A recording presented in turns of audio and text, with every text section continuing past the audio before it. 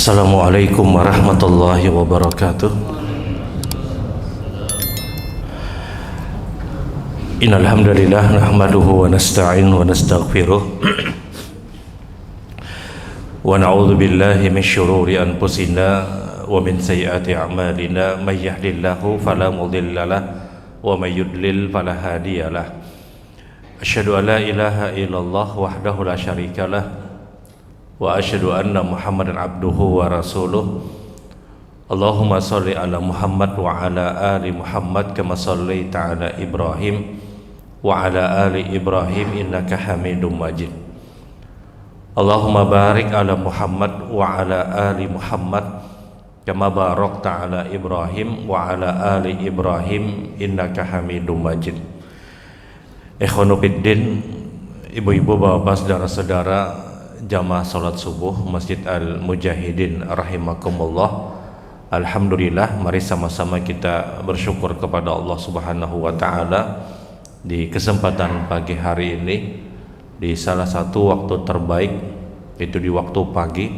Kita masih diberikan kesempatan oleh Allah untuk dimudahkan menjalankan ketaatan, masih diberikan taufik dan hidayah, masih dipilih oleh Allah dari sekian banyak hamba-hamba Allah untuk bersama memakmurkan rumah dari rumah-rumah Allah Subhanahu wa taala.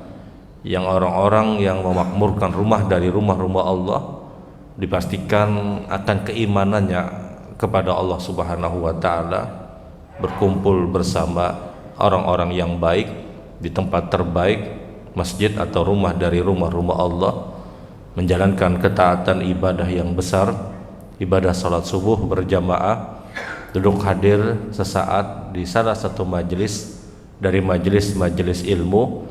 Maka sesungguhnya inilah ketaatan-ketaatan yang sangat besar, ibadah-ibadah yang sangat besar, bukan ibadah yang sepele, bukan ibadah yang kecil. Ini ibadah yang sangat besar yang kita nanti pasti berhitung pada kehidupan akhirat. Karena setiap kebaikan apapun yang kita hadirkan, maka kita pasti mendapatkan kemanfaatan dan kemaslahatan dari apa yang kita lakukan. Dan walillahil hamd, segala puji hanya milik Allah Subhanahu wa taala.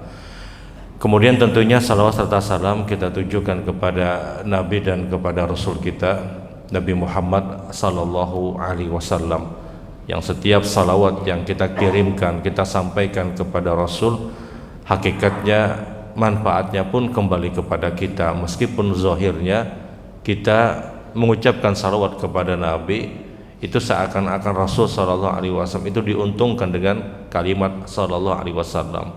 Akan tetapi sesungguhnya salawat yang kita kirimkan kepada Rasul, maslahat dan manfaatnya kembali kepada kita.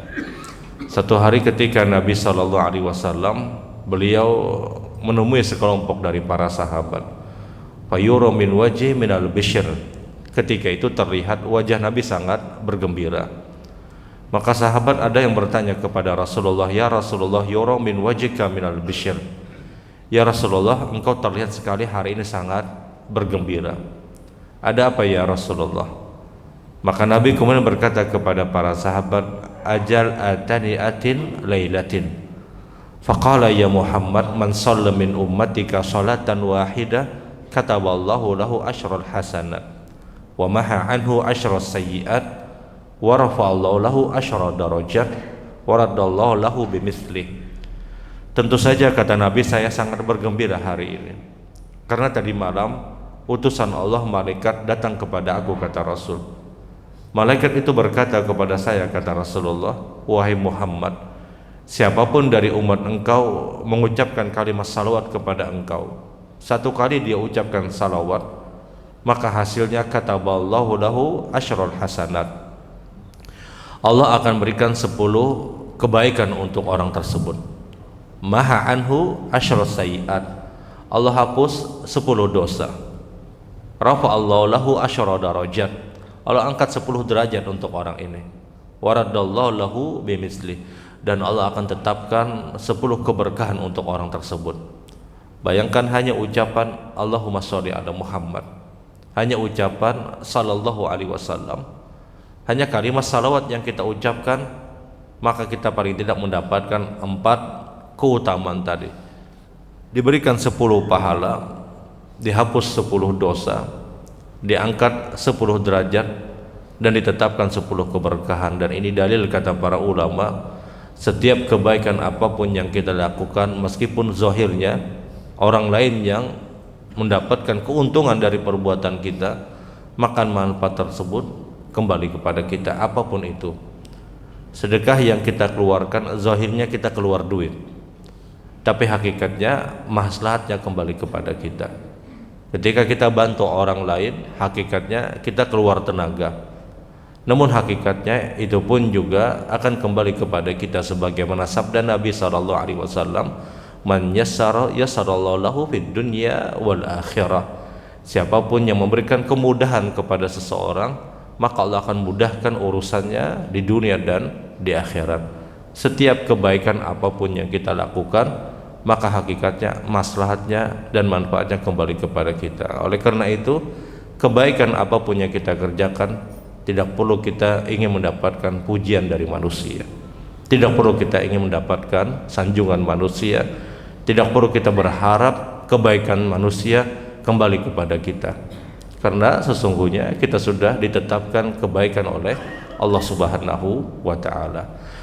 Baik Bapak Ibu rahimakumullah, pagi hari ini kita hanya mengkaji ulang tentang sunnah apa yang diperintahkan pada saat kita sujud, sunnah-sunnah apa yang dianjurkan ketika kita sujud.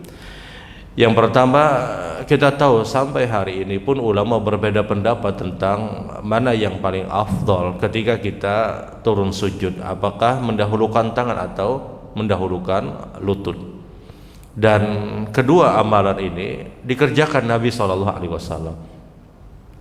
Kedua perbuatan tadi, ketika turun sujud, Nabi pernah mendahulukan tangan, dan Nabi pun juga pernah mendahulukan lutut.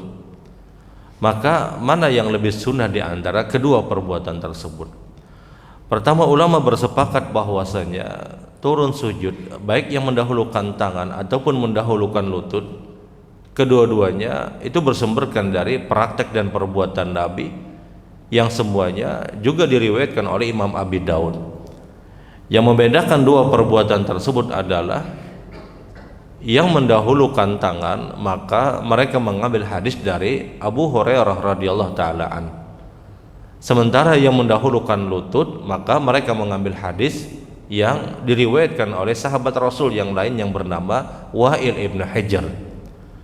Masalahnya adalah bahwasanya Abu Hurairah ketika meriwayatkan yang Rasul sallallahu alaihi wasallam mendahulukan tangan kemudian lutut, ketika itu Abu Hurairah menceritakan perbuatan Nabi pada saat Nabi sudah berusia lebih dari 60 tahun.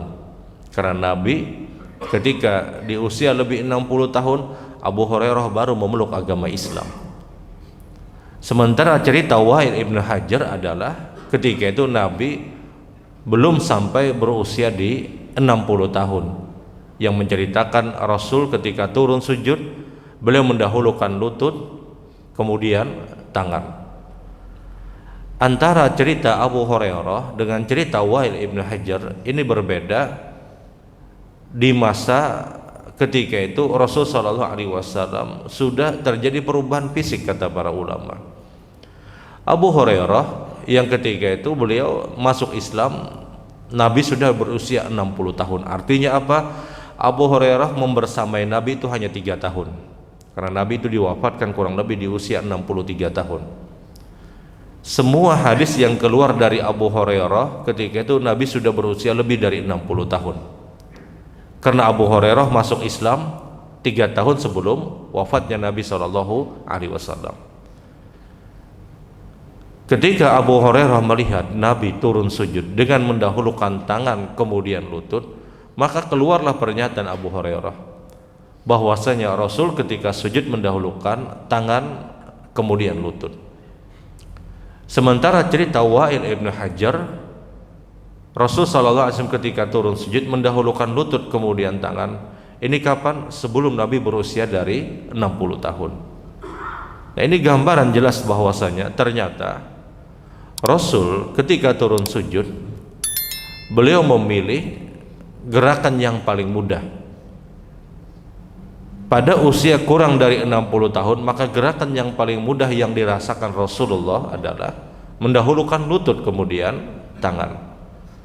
Tapi di usia lebih dari 60 tahun, maka Nabi ketika turun sujud, Nabi memilih untuk mendahulukan tangan kemudian lutut. Kenapa? Karena itu yang paling mudah.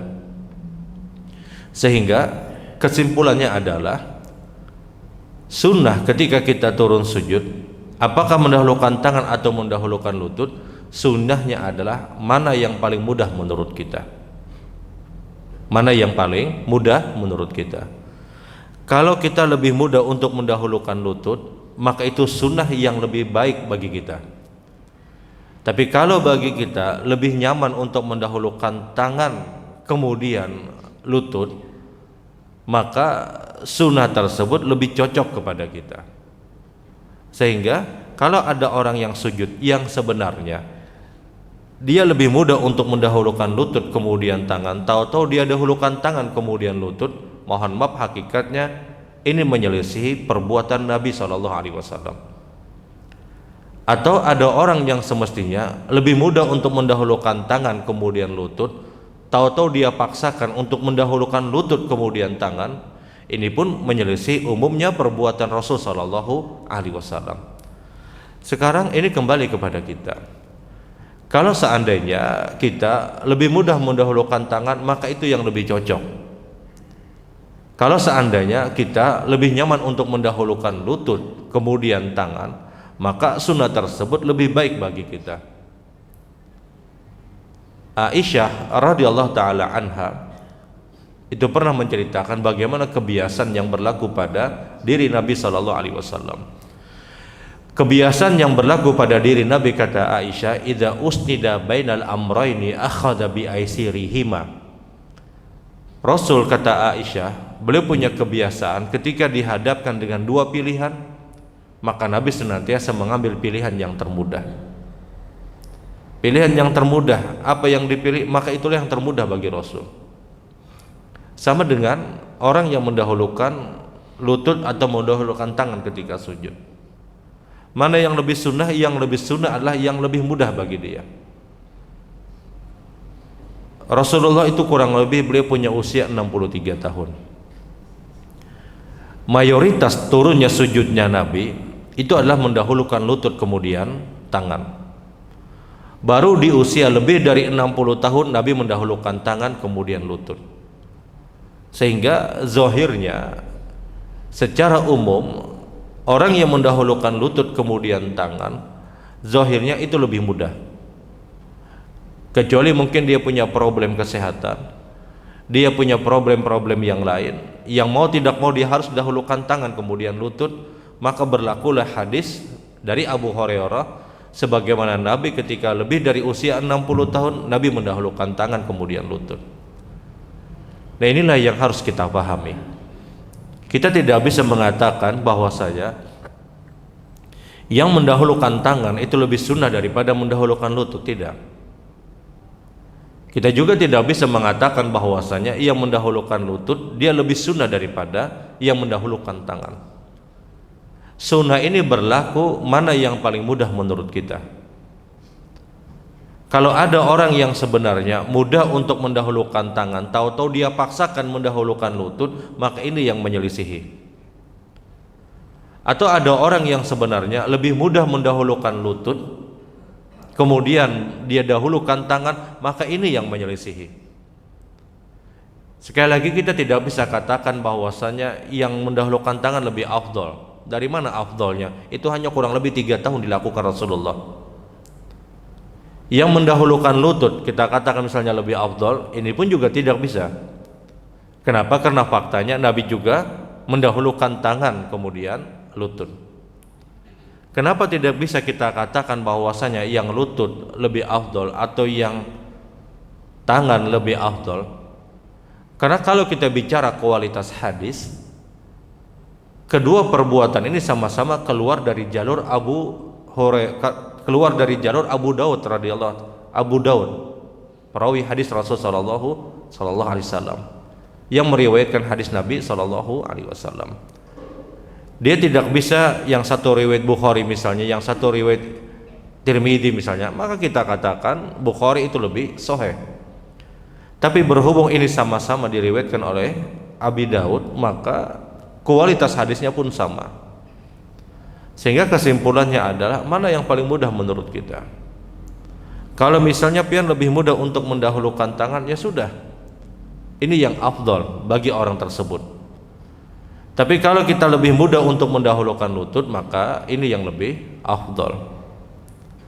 Dan umumnya memang turun sujudnya Nabi adalah beliau mendahulukan lutut kemudian tangan. Karena secara umum orang turun sujud itu lebih mudah untuk mendahulukan lutut secara umum. Tapi kadang ada beberapa keadaan yang mau tidak mau kita harus dahulukan tangan. Maka ketika itu mendahulukan tangan itu lebih afdal. Jadi kalau dikatakan mana yang lebih sunnah, yang lebih sunnah adalah mana yang paling mudah menurut kita. Kalau kita mudahnya mendahulukan lutut, ya sudah. Kalau kita lebih mudah untuk mendahulukan tangan, maka itu yang lebih sunnah. Tapi kalau kita paksakan mendahulukan lutut, padahal kita sulit untuk mendahulukan lutut, maka ini menyelisihi perbuatan Nabi. Atau yang semestinya kita lebih mudah untuk mendahulukan lutut, tahu-tahu kita dahulukan tangan, maka ini pun menyelisih perbuatan Rasulullah SAW. Sehingga kita tidak bisa katakan bahwasanya kalau ada orang yang mendahulukan tangan kemudian lutut, oh ini kada afdal, belum tentu. Boleh jadi dia ketika mendahulukan tangan itu lebih mudah menurut dia. Atau ada orang yang mendahulukan lutut kemudian mendahulukan tangan, kita katakan kada terlalu sunnah.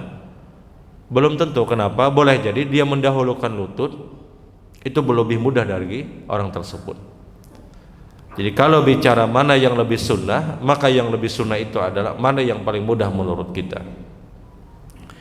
Kemudian yang kedua, di antara sunnah di dalam sujud juga adalah bacaan zikir sujud. Kalau memungkinkan itu dibaca sebanyak 3 kali. Karena umumnya praktek perbuatan Nabi membaca zikir sujud yang sering dilakukan Rasulullah itu diulang sebanyak 3 kali.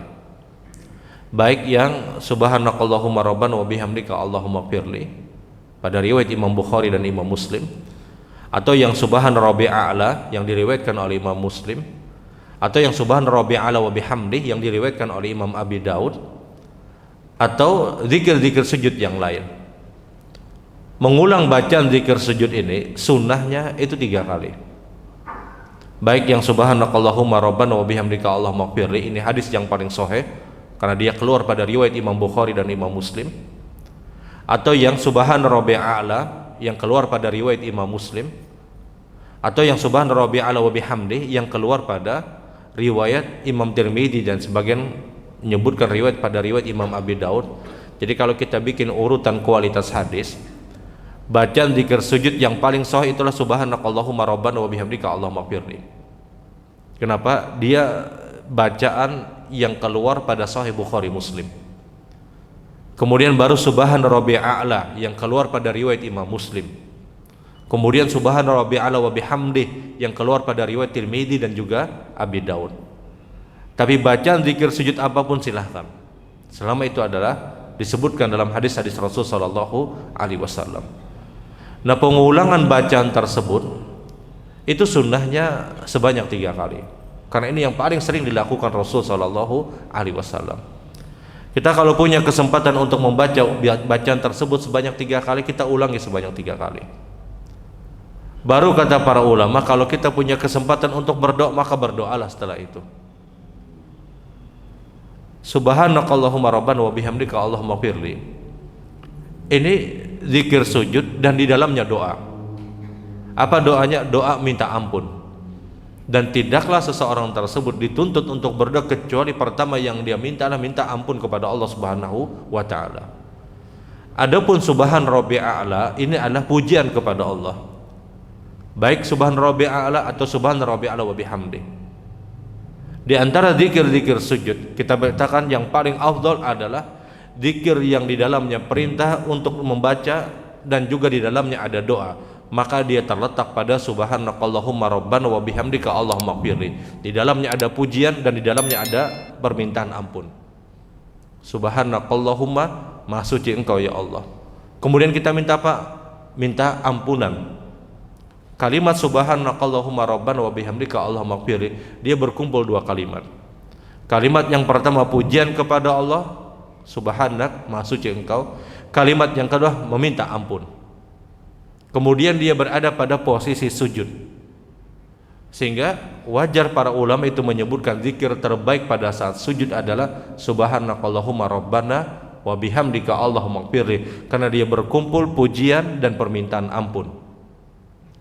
Sementara subhana rabbil a'la ini hanya pujian kepada Allah, atau subhana rabbil a'la wa bihamdi ini pun juga hanya pujian kepada Allah Subhanahu wa taala. Tapi ini bebas bagi orang yang ingin subhana rabbil a'la, silahkan, karena dia juga riwayat Imam Muslim. Bagi orang yang subhana rabbil a'la wa bihamdi, silahkan, karena dia juga diriwayatkan oleh Imam Tirmidzi dan juga Abi Daud. Tapi kualitas subhanakallahumma rabbana wa bihamdika allahumma ighfirli ini kualitas terbaik. Kenapa? Dia keluar pada Bukhari Muslim, dan ini yang paling sering dilakukan Nabi. Kenapa? Karena di dalamnya ada pujian dan ampunan, meminta ampun kepada Allah Subhanahu wa taala. Nah, ini baru kita katakan ini yang terbaik. Bahwasanya zikir sujud yang terbaik ada pada subhanakallahumma rabbana wa bihamdika allahumma ighfirli. Karena dia hadis yang paling sahih diriwayatkan oleh Bukhari Muslim, dan di dalamnya ada pujian dan juga ada permintaan ampun kepada Allah Subhanahu wa taala. Tapi kalau pian misalnya terbiasa dengan subhana rabbil a'la, silahkan, karena itu pun hadis yang sahih. Nah, membaca zikir sujud tadi sunnahnya itu diulang sebanyak 3 kali. Sunnahnya diulang sebanyak 3 kali. Kalau kita tidak sempat 3 kali, ya sudah, semampu kita. Terkhusus ketika kita melaksanakan sholat berjamaah bersama imam, yang mau tidak mau, selesai tidak selesai bacaan kita, imam masuk pada satu rukun, maka kita pun juga akan masuk pada rukun yang berikutnya. Kita baru baca subhanakallahumma rabbana wa bihamdika allahumma ighfirli 1 kali. Tahu-tahu imam Allahu Akbar. Selesai tidak selesai bacaan zikir berikutnya, kita ikut gerakan imam. Karena mengulang sebanyak 3 kali itu sunnah. Mengikuti gerakan imam itu hukumnya wajib. Bertemu antara hukum wajib dengan hukum sunnah di keadaan yang sama, maka kita harus mendahulukan perkara yang wajib dibandingkan perkara yang sunnah. Kecuali kalau kita misalnya melaksanakan sholat sunnah, kita punya kebebasan. Jadi mengulang bacaan zikir sujud 3 kali itu sunnah dari sunnah-sunnah Nabi SAW. Kalau kita punya kesempatan setelah kita membaca zikir sujud tadi sebanyak 3 kali misalnya, kita masih punya kesempatan untuk berada dalam posisi sujud, maka baru ambil kesempatan tersebut untuk berdoa. Doa ya silahkan dengan apapun, dengan bahasa apapun, selama dia berdoanya di dalam hati. Dan kita tahu keadaan terbaik pada saat kita berdoa adalah pada saat kita sujud. Karena aqrabul abdi li rabbi inda sajid, kata Nabi. Sedekat-dekat hamba dengan Rabbnya adalah ketika dia sujud. Fa'aktsirud doa, kata Rasulullah, perbanyak doa.